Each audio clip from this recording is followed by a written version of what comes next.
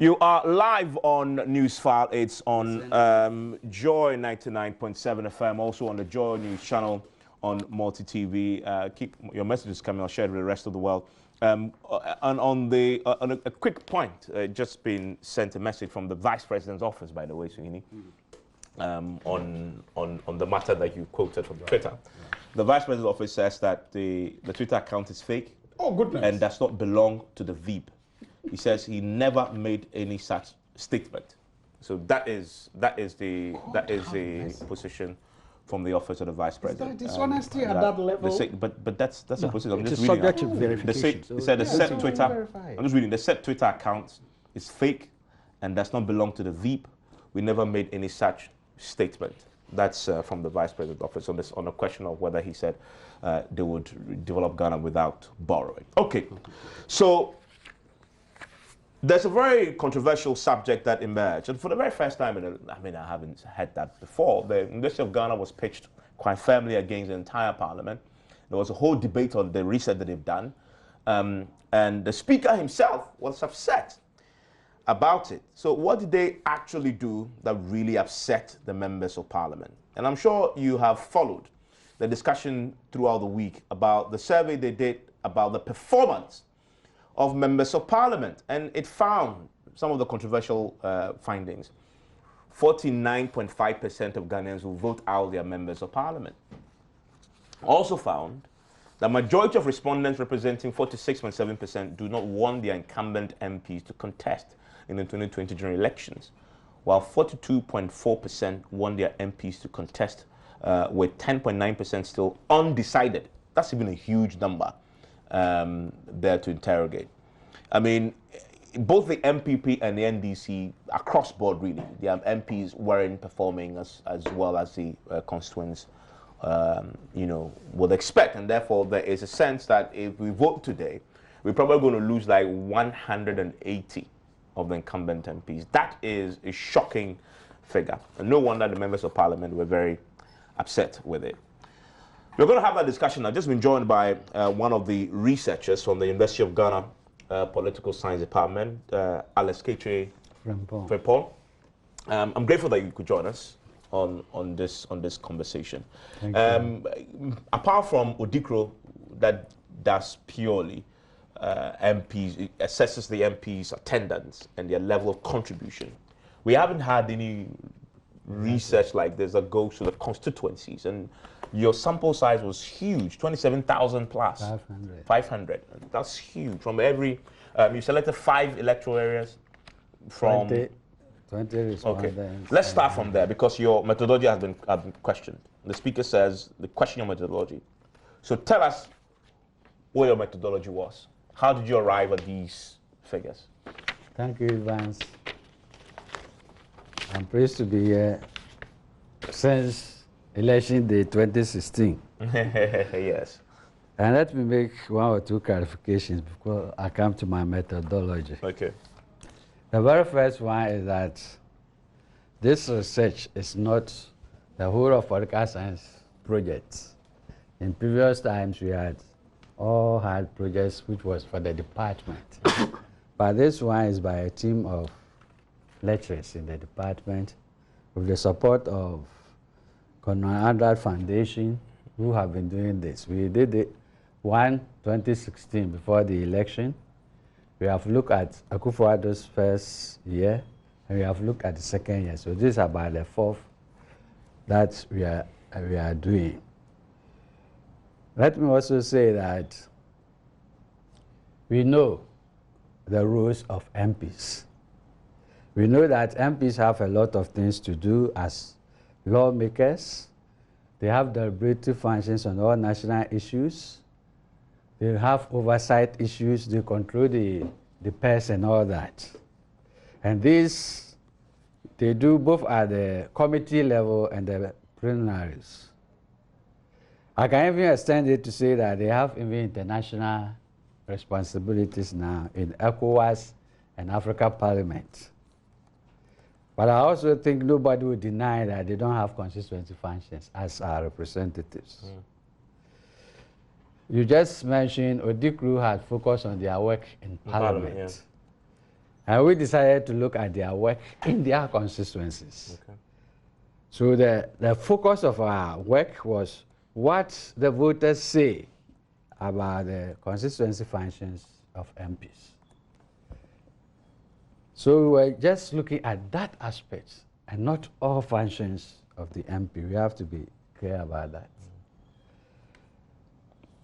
Then on the methodology,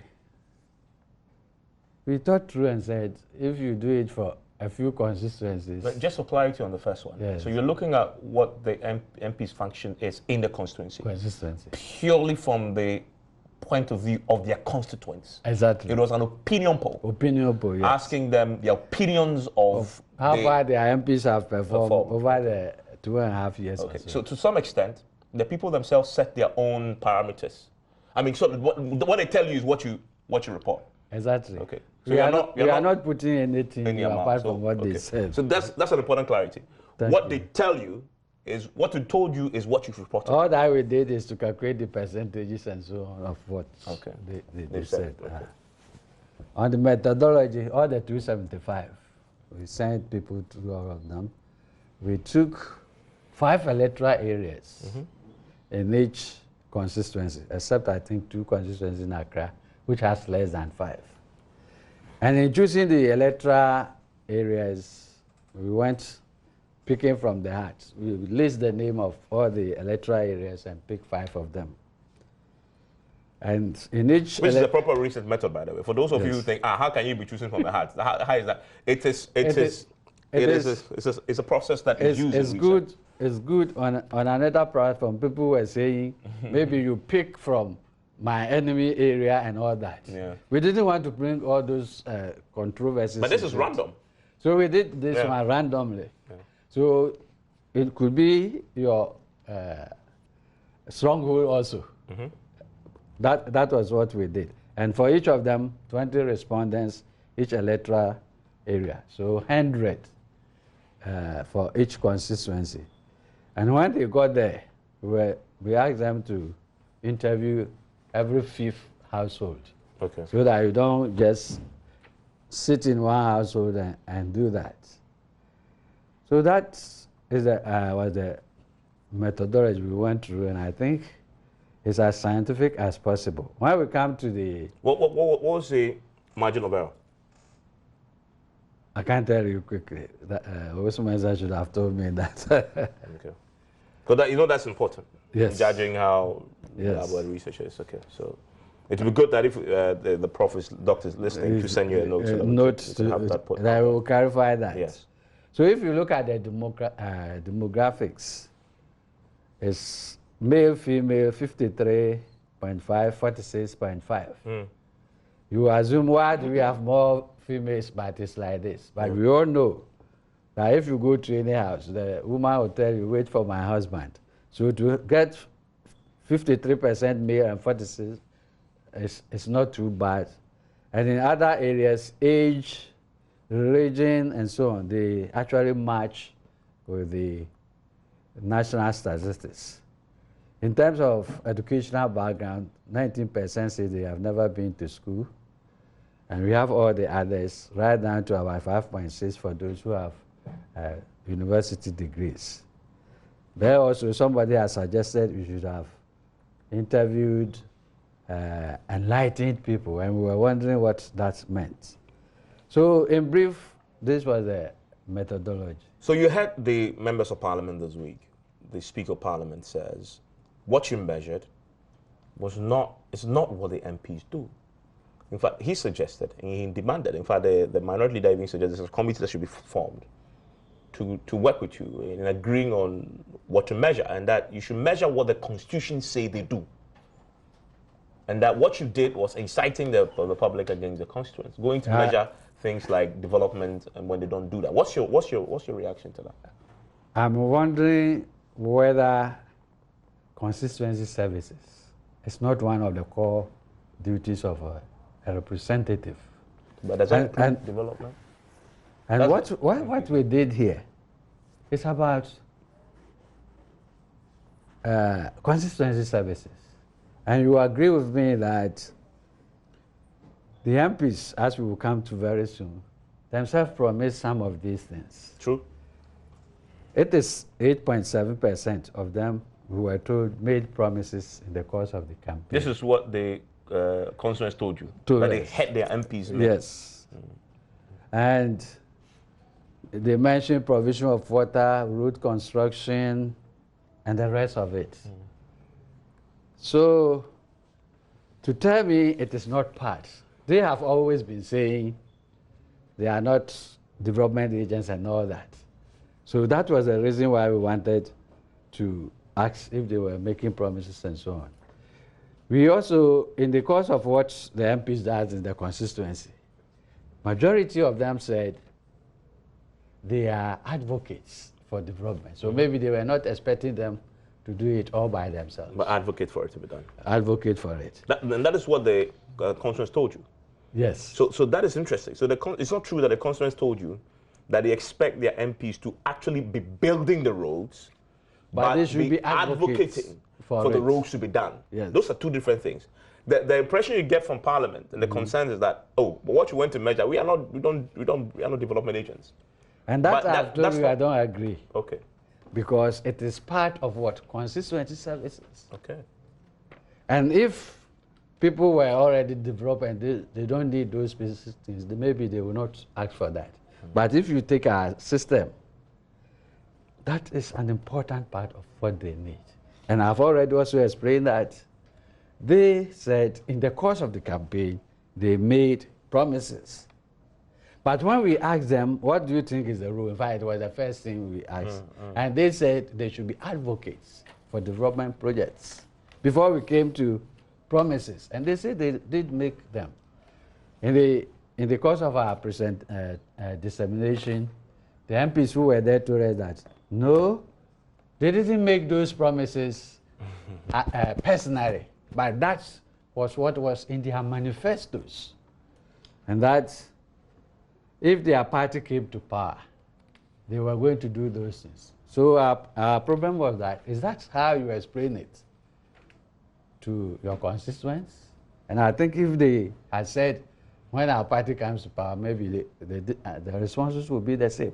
Yeah. So if you don't communicate well with your constituents, and we don't see any problem you have in saying what your constituents said you have. You also found that MPs, majority of them do not visit their constituency. Yes. Many of them haven't been there at all.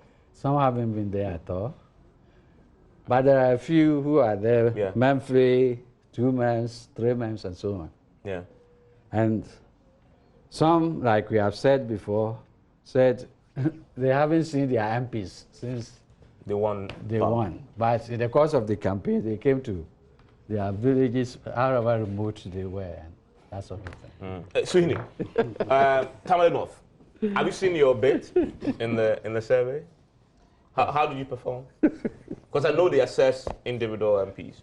Your constituents assessed you. They assess individual constituencies. Constituencies, yes. And by extension, your The performance. The one representing them. And you performed, you scored what?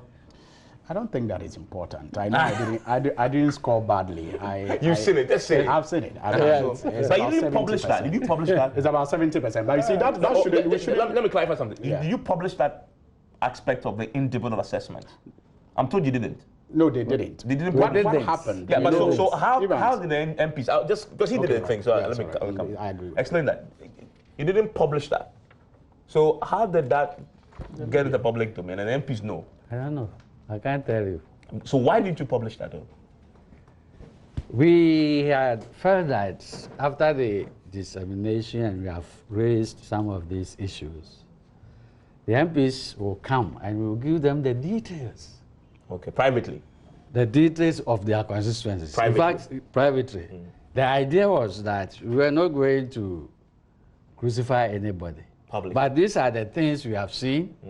And if there are 10% or 50% of people sitting on the fence, the MP come and see which electoral areas these things were happening so that you can do your work within the next 18 or so months.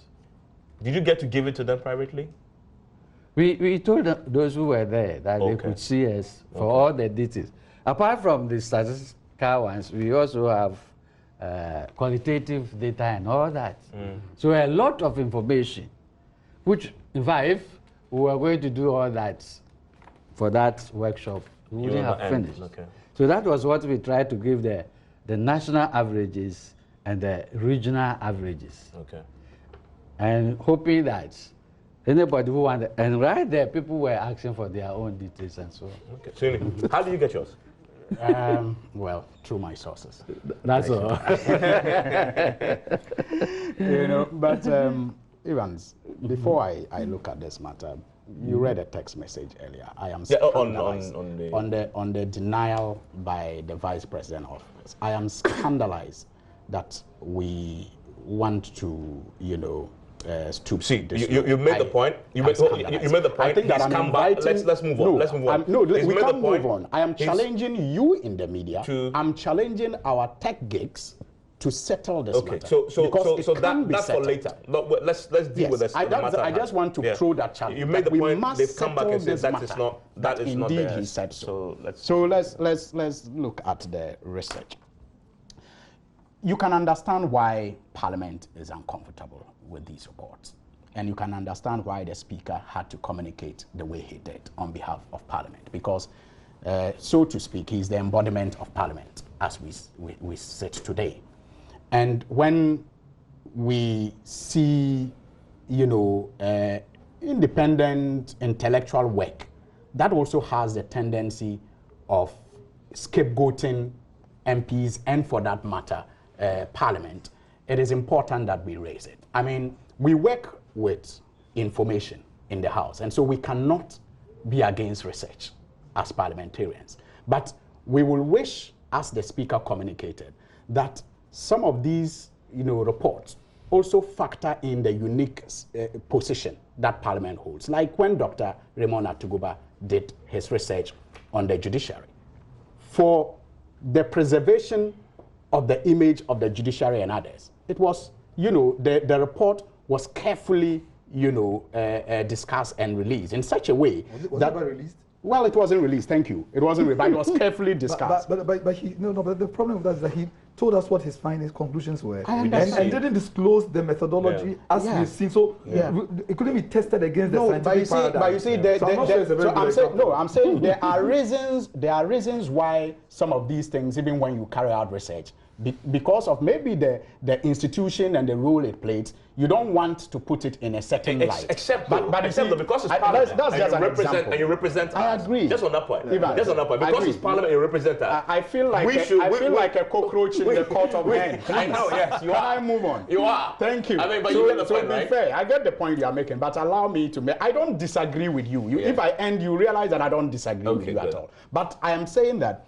it is important that we factor in the concerns that some MPs have raised, and by extension, what the Speaker has said. For example, if you are assessing, you know, the performance of an MP in his constituency, and the outcome of the report is that the constituents want him more in his constituency, and it is released and not discussed within the context of what is expected of an MP, you'll get all MPs vacating the House of Parliament and being in their constituency.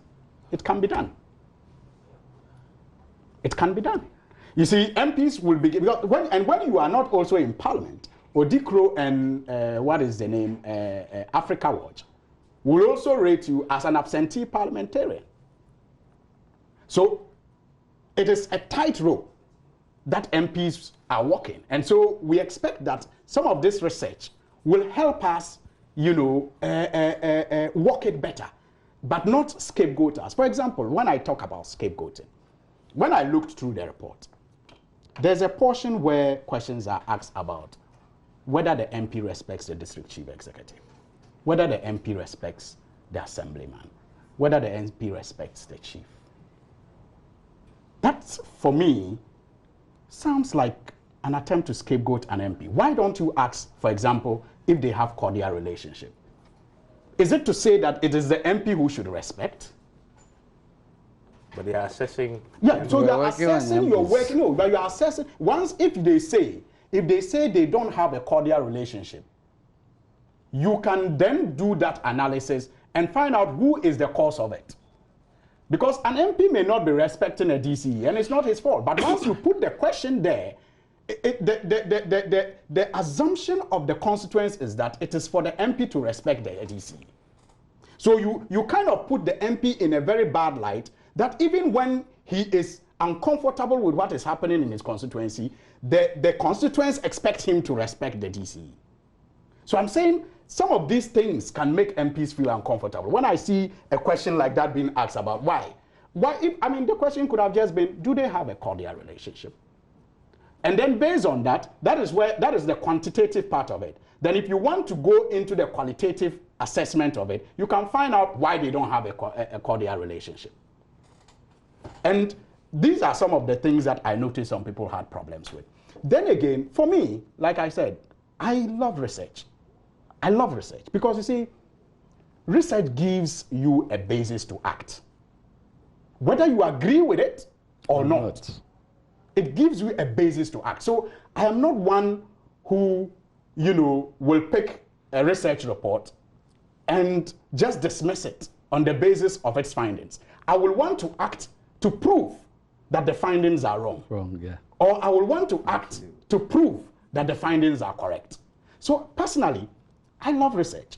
But what I again see in this report is that the methodology was qualitative. Was quantitative. And it I think it's a blend of both. No, but what was released? What was the part that you released? You said that you have the qualitative part of it, but the part that was released is quantitative. So I'm saying that in quantitative analysis, and by what I see that they have done, the constituencies were treated as homogeneous entities. But really, they are not. Every constituency has a life. It has a character. It has a culture. It has needs, which are different from the other constituencies. And maybe that is the problem with quantitative analysis. It treats all agents as if they were just, robots. So it doesn't matter if I have 5 electoral areas in my constituency and you have 60 electoral areas. If I have 5 and you come and pick 5, that's representative enough. But maybe if I have 100 electoral areas and you come and pick 5, it may not be that representative. So that is where I find a problem with the universal, determination of, the whole report. I mean, it's like, okay, it doesn't matter. Every constituency is the same. Every constituency behaves in the same manner. They all have the same needs. Their people react the same way. So the questionnaire is administered without, recourse to the fact that these constituencies differ from each other. But if he says there is a qualitative one that they have not reported, maybe, they have not released, maybe some of these concerns can be answered in that. It says it's available if you want it. I'm saying maybe that can be answered in that report. Now, there was also the issue of role of an MP. And for me, it is alarming that, for example, the traditional roles of the MP that we know of, representation, and advocacy is part of representation, mind you. But really, and then, what do you call it, legislating. Mm-hmm. If you look at the scores for representation and legislation, it's alarming.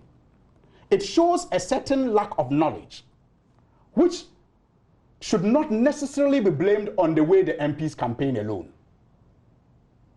It tells us that there is a general lack of knowledge as far as the expectations of the citizens is concerned when it comes to what their MPs can do for them. And that cannot be singularly blamed on how politicians campaign. Let's not make that mistake of thinking that this particular thinking that has come out of this report is squarely blamable on the way MPs campaign. Largely blamable on the MPs. But even if I don't want to contest that, but it is important to look at the other factors that may be contributing to this knowledge. Such as? Such as even our own understanding of democracy and what, elections are all about and why we vote. The, education on all of these issues matter. Then what you wanted to prove. The advocacy part for development, you realize that the marks were very high. People expected 50.8%. you, advocacy for development. But I will also challenge, or I will wish to know, if they did an assessment of what the people thought they were answering. Whether advocacy for development, what does it mean? Whether they understood. Whether they understood even advocacy for development. I'm not saying they didn't, but I'm saying it will be interesting. Because you see, we are in the constituencies. And so, I'll give a practical example. There was a road in 2016 in my constituency that I lobbied. I went through urban roads. I went through the Ministry of Road. I got, it to be captured and finally awarded. The project started. There was a change of government in 2016. The road got stalled. And anybody who has monitored me on platforms, anytime we talk about constituencies and some of these developments, I have raised the point and the need for that road to get back. The contractors to get back to work. At the time you were lobbying, you were not an MP. I wasn't an MP, yes. But I had a favorable government that was also minded to do, roads. So it was easy to lobby through that government. So I'm saying that I have done advocacy on this road. Now, fortunately, the road has been awarded again to a different contractor though. And the contractor is on site. But it will not be seen. Now, the MPP people in my constituency see it as their project. And the credit doesn't come to me, even though I have played that advocacy role. So I'm saying that it will be important to know if the measurement of advocacy is in line with what the researchers thought. The understanding of the people who are answering is in line with the researchers' understanding of advocacy. Because when the people say advocacy for development, trust me, I believe, and you can, if maybe a research can prove me wrong, I believe the understanding is that does he do development? That is why actually build roads, that he actually build hospitals. That is why in part of the research, you ask them to name projects that roads. The MP and roads that they have done. It's because you have indicated that because you have promised them. So I'm saying that the understanding is also There's a quick question I need to ask you, then we can move on to that. Out of the report that you've seen, what is it that you've taken out to help you improve your work? I'm curious because I've heard that criticism. I'll tell you what I notice.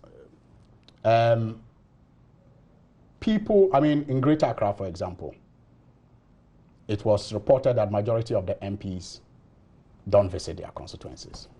Now, I did a quick assessment, and I realized that in regions where the MPs have most offices, you had a problem of the people complaining that they don't see their MPs. So it is possible that the MPs, when even they go to the constituency, they sit in their office. And you have to come to them. And you have to come to them. And why that is also important is that... But then you go to your people. Wait a minute. I go because maybe I don't have an office. So I'm saying that, but you see, but what I'm saying is that what this tells me again is that 40%, we are told, of those who have communicated with their MPs, 75.4% of them say they are happy with the MP's response. Yes. 40%. So my assumption is this. The 60% who don't communicate usually judge their MPs based on their own prejudice. But who's supposed to communicate? Wait a minute. I'll answer that. That's why I'm saying the takeaway. And the takeaway here for me is that when you look at public fora, they complained that there were not enough public fora. So for me, the challenge for MPs and Parliament is how we can engage constituents more. Because the more people engage with you, the more they understand and appreciate what you're doing. Okay, so it is important. Let me bring it. It's an important research. But it also, our concerns have to be. I expected the MPs to have a pushback, which is great. We are not discussing MPP and MDC now. The Ghana came up with a report that it's an equal opportunities hitter. It hits them very hard. Some of them are whinging and whining and crying like babies. There's so all of that. There's unity. There's unity of purpose. But it's important to say that the minority was singled out for praise. There he goes. There he goes again. Now we do better even in opposition.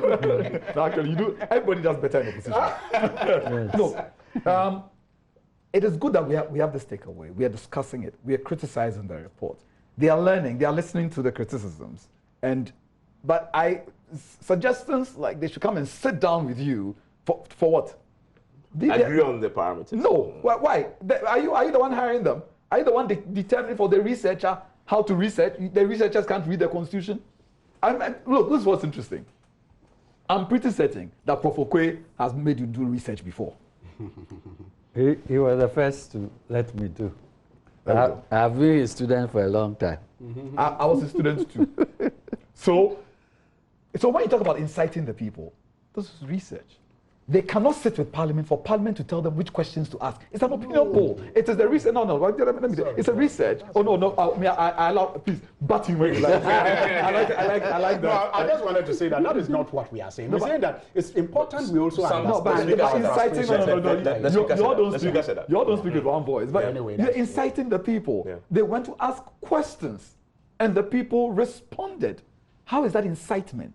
Then it means that you become too sensitive to criticism, but you're public officials. Let me be sensitive to criticism because I'm a private person, but not you who's paid with our money. And if even a minority of your constituents said this, it is sufficient indication to you that maybe you're not doing something right. And I like how Suhine ended that. Look, maybe you need to engage more.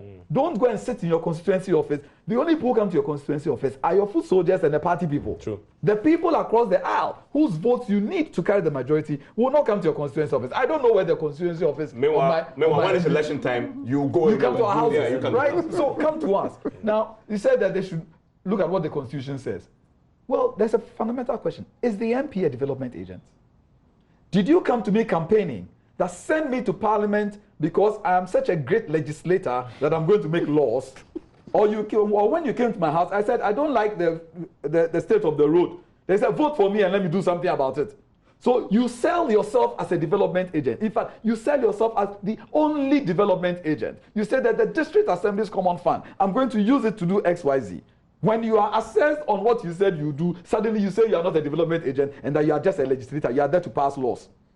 Really? So you want somebody to read the Constitution. Did you read the Constitution when you sold yourself that you are better than the other person? How were you better? Were you better as one who will make laws? I mean, so when you went to take that seat, did you say, send me there because I can pass very good public sector management act and stuff like that? That's not what you campaign on. We are judging you on what you said. If you don't like it, next time come and say something better. Then you change the narrative. Now, so this meeting, I think, is unnecessary. Let's criticize the report. And I'm sure the University of Ghana is enjoying this because suddenly they've thrown something out there in the mix and we are debating performance. You might disagree, but it's out there. Let's talk about it. Now, so the irritation isn't on. I think that parliamentarians should take it easy. Stop being irritated. This is not a national, they are not your WAEC, right? Your WAEC will be in 2020. Yeah. They have commented on the work you're doing. The smart person will say, maybe I'm working hard, but these are lacuna, these are gaps in what I'm doing. I need to do X, Y, Z because my next election is 2020. It doesn't mean you are leaving Parliament to go and camp in your constituency and leave the work of Parliament undone. That will also fix you. It just means that when we elect you, we expect you to reasonably divide your time. But you don't sit. You don't sit every day of the week, right? No, we don't sit. You sit 4 days. Yeah, only 4 days. So 4 days. Yeah. So out of the 7 days, you are almost 50%. To do everything else that you want to do, go to your constituency, or however far it is, or however close it is. Isn't it interesting that it's the Greater Accra MPs who are most guilty of not visiting their constituencies? So where are they? In their homes?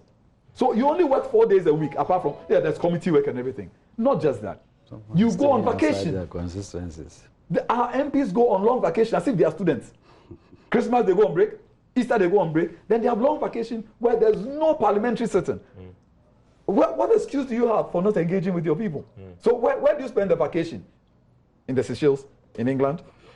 or in Barbados. In their constituency. Yeah, so, but if you indeed spend the time in the constituency and your constituents are not seeing you and complaining, then there's something wrong.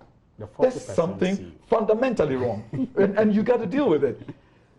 Look, take the point. You need to change, Mr. Madam MP, or change the narrative. Change or change the narrative. You have seen the areas in which they say you fall short. Address those. Look, ignore it. 2020 will show whether you are right or wrong. It's just next year. We will know. But my criticism of the researchers is that, where's the full report? How dare you just give us a quantitative and tell us that as for the qualitative, they should see in chambers? You put to why?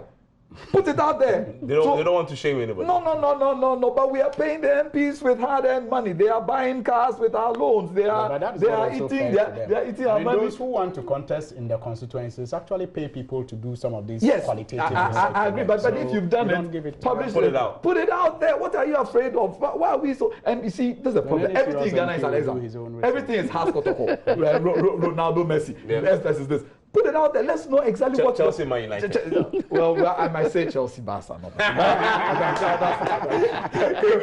That's the whole idea. CR7. Number 66. I didn't hear that. So we didn't hear that. No. I didn't. So put it out there. Let's read it. And in the so-called advanced countries, this is what we see. They put it out. There's debate, vigorous debate. Democracy, and I'm ending with this. Democracy, Obama says, is a debate. You have a view, I have a view. It doesn't make you right or wrong, doesn't make me right or wrong. We exchange it. If we have compromise, we put it down and say, this is a decision. Yeah. Now let's continue to debate the other. So please, put it out there. Let's debate it.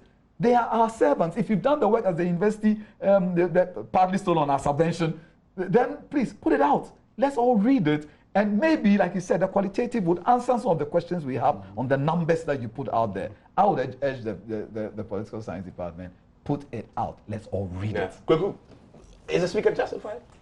Look, you see, when read the Hansard, I think that out there, I'm not sure if it's media reportage, but if you read the Hansard, a copy of which I have here, of course, this is the Hansard of this week, when the matter came out. Yes, the unedited version.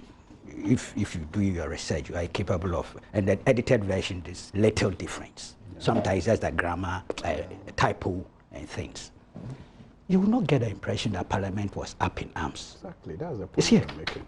That's Hansard, but the interviews they give to the press. Yeah. No, I'm restricting individual MPs. Well, that's individual, but the House, the House of Records, which is Parliament, and the contributions that were made on the floor, after which the Speaker concluded.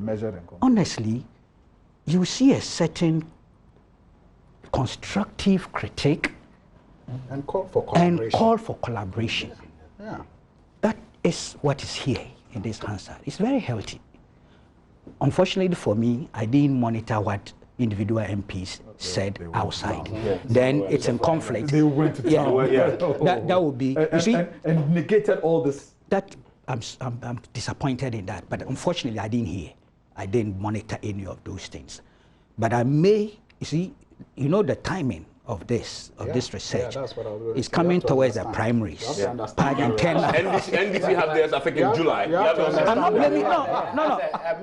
Yeah, but I'm not blaming them enough chance. I'm not blaming the researchers on the threats that this poses for the but I'm not blaming the researchers for the timing. I'm looking at what I've just been told, the response of some MPs. I'm looking at it from that perspective. The timing, perhaps the impact of this on their chances. In fact, this week, some constituents have issued statements asking their MP to not come and contest because somebody performed 11%. I won't be surprised if those MPs who are being affected by this are those who who reacted that way outside the letter and spirit of this parliamentary proceedings. That was very healthy. Apparently, a year ago, there was a similar report. And yes, at that time it was the first deputy speaker who raised the same issue today, who was presiding. And he referred the report to the Committee of Constitutional, Legal and Parliamentary Affairs for them to look at it and see how best they could also craft a certain relationship with all these research groups, going forward, what kind of survey to do and how to do it. Of course, we've now been told that this was constituency-based, meaning that the researchers themselves had predetermined that, look, we are not going to look at the lawmaking aspect. We are not going to look at the committee work. We are not going to look at the number of things you do within the House. They've restricted themselves. If that contest is within which they did their research, I would not be unduly worried if I were a member of Parliament. And I believe that is what the Speaker was advocating. Now look here, this is coming from academia. It's coming from a very important segment of the University of Ghana. They need to help us to move forward. And I believe in that. Look, Parliament is a very important institution. Anytime coups take place, that one vanishes. And it's been part of our problem as a nation. Okay, so going forward, to help consolidate Parliament, there's no basis to reject collaboration, and that's where perhaps I disagree with Ace in a way. They need to work together. They need to collaborate. Of the peculiar nature of that institution.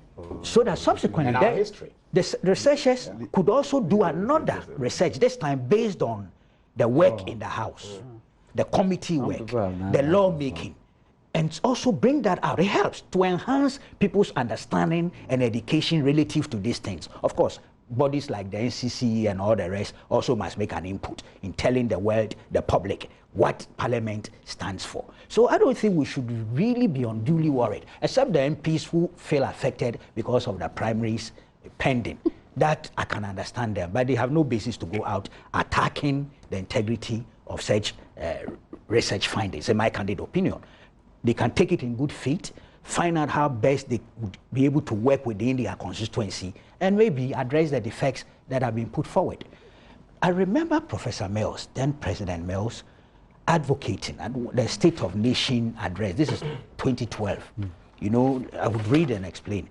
He was talking about there are the assignments, these are the assignment of National Service personnel as research assistants to MPs, the construction of constituency duty offices for honorable members, and this is key, the establishment of an MP's constituency development fund, separate and apart from the district assembly's common fund. Because as we all have agreed here, the MPs are not agents of development by the kind of constitutional architecture we've put in place. It's the district assemblies.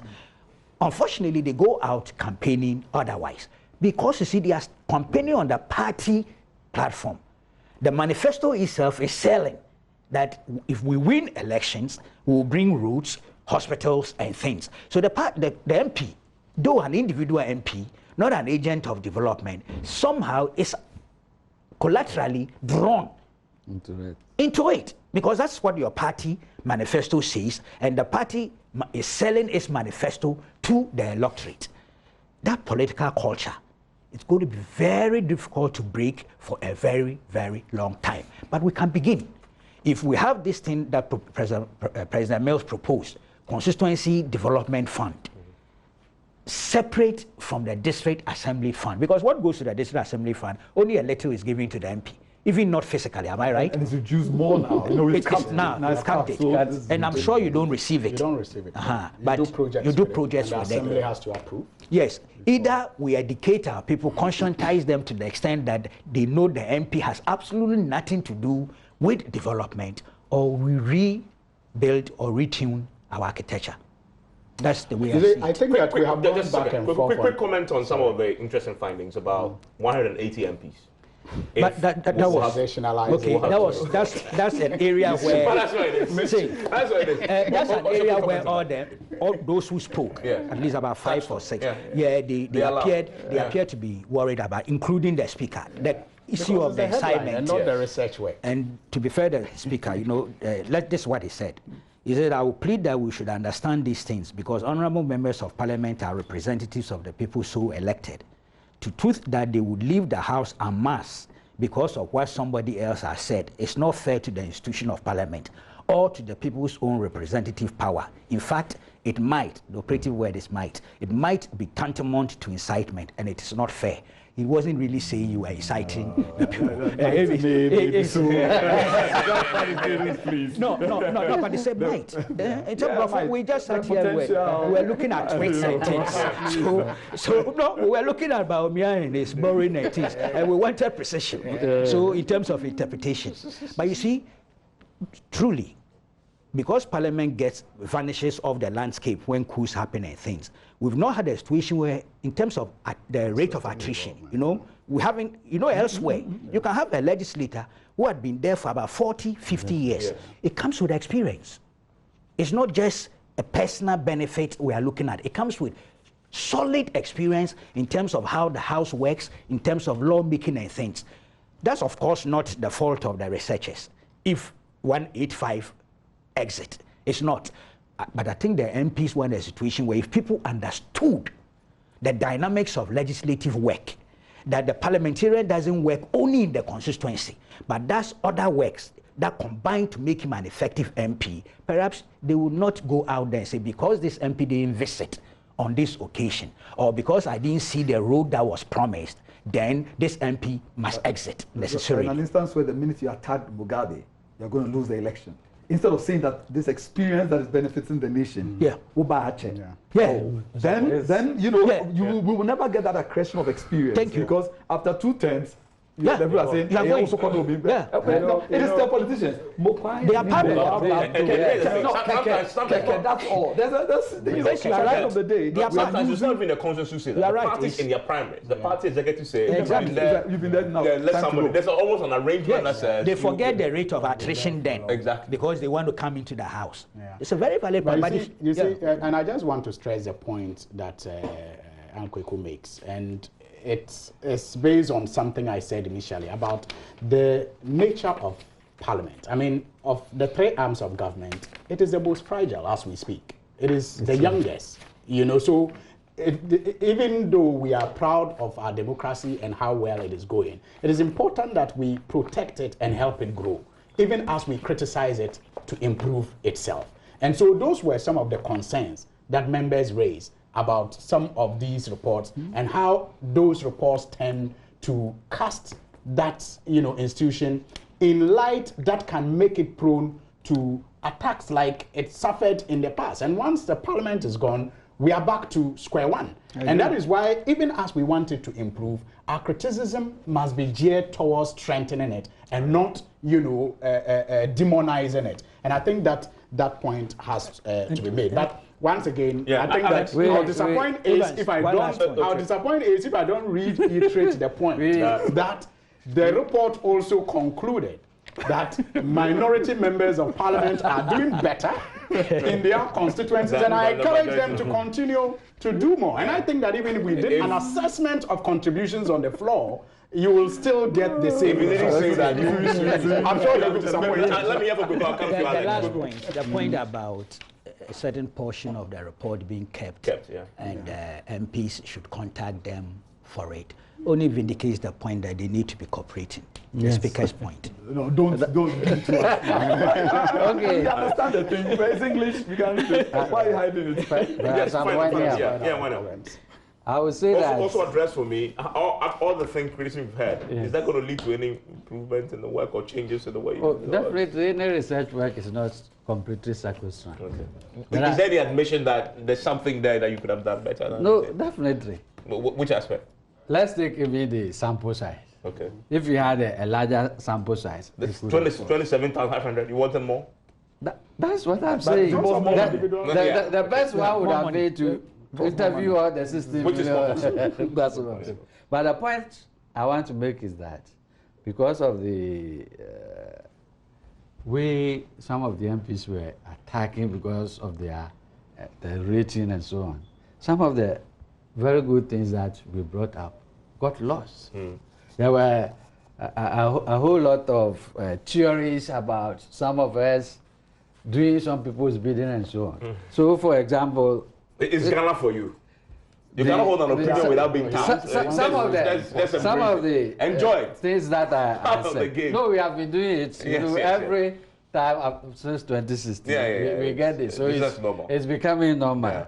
But some of the things that we brought up, which got lost, unfortunately, like MPs should carefully weigh their campaign promises, as constituents will hold them accountable for that.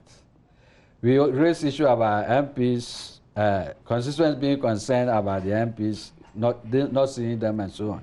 So they should find ways to improve.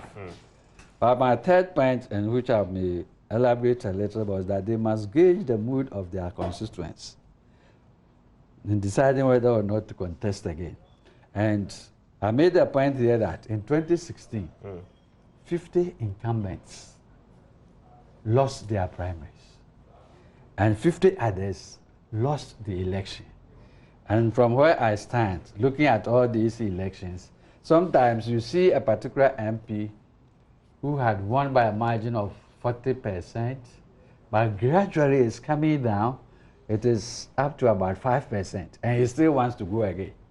And I think I advise them over there that it's always better not to go that last one, and you said if I've gone, I would win, than to go and be defeated at the primaries or I disagree with you on that. I disagree with you on that. Allow them to contest if they will win the party primary, and let them go to the election and then there be a change. Let me mention this one. We raised some issue about first-term MPs. We made the point that normally, if people say don't come again, it's the Mugabes. But if you take those who have been 4th term to 7th term, about 1/3 of them still had the support of their of the respondents. On the other hand, the first-term MPs, 120 or so of them, and only as many as 80 got less than 50% support. So we had raised the issue whether there are some peculiar problems affecting these first-term MPs, and what can we do? Did you find some? Did you find the issues? Quickly, I will tell you that they may not have settled in yet. Okay. And yet, primaries are around the corner. True. Those who are there already also know how to deal with their constituents. These new ones who have come, they say, you are enough. This one serves 2 new MPs. The one in the middle has been there for long, and he's doing his job well. So you are comparing. Those kind of comparisons. Which is what he has. Anyway, with my great minority. Exactly. I'm grateful that you joined us to explain the issues. And I always get that. My guest still on Newsfile, Abdul Malik Kubako, the very diabolical Hassan Sihini, who's still there. He's going to be with us. Asan Kuma is lawyer. Alex is, of course, from the University of Ghana Political Science Department. We're going to take a quick break now. When we return, we're going to move to the very controversial but also intriguing story of the kidnappings. The Canadian women who were kidnapped, rescued, raising many questions.